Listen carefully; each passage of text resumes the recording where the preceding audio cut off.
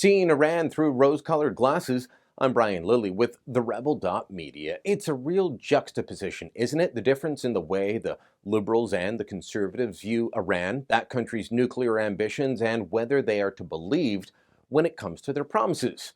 Now, two statements out this week from our political leaders as the United States gets set to lift sanctions against Iran. Prime Minister Justin Trudeau is full of unbridled optimism while hailing the deal and Iran, while Conservative leader Rona Ambrose is warning Trudeau and the world to be cautious, not to trust Iran's words, but to verify their actions. Should Iran be trusted? Well, history would say no, and yet listen to the contrast between Trudeau and Ambrose on what is happening.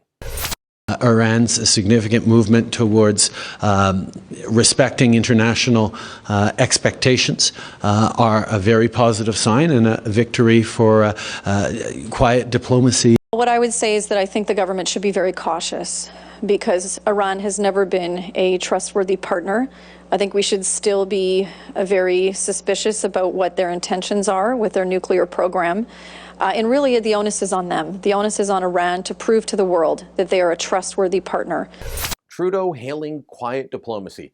There was actually nothing quiet about the months of negotiations that led up to this deal, but I'll leave that aside. For Trudeau, diplomacy worked, and that's great. Ambrose, on the other hand, sounds like the government she was a part of. When the Iran deal was announced, the Harper government said that while they welcomed the deal, Iran's track record was not very good, and the world should proceed with caution. That remains Ambrose's message, and I think it's the right one. Given Iran's track record, that's how everyone should be operating. But Trudeau sees the world through rose-colored glasses. He thinks everything's good. Actually, his view of the world reminds me of the song from the Lego movie, everything is awesome. Everything is awesome.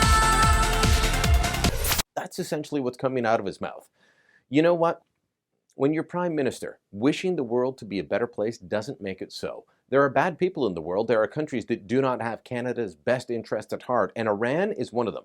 For years, Iran spied, both politically and industrially, on Canada. Iranian expats living in this country, people that had fled the regime, were harassed on a regular basis. It's part of why diplomatic ties were cut with Iran.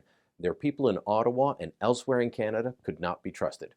But Trudeau believes in sunny ways, and that's enough to make everything better, he seems to believe.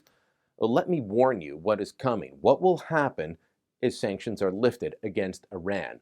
The country will collect more than $100 billion that has been sitting in bank accounts, mostly in Asia, money that was held back from oil sales to countries such as India, China, and Taiwan. That money will now flood into Tehran and enrich a country and a regime that's a known state sponsor of terrorism.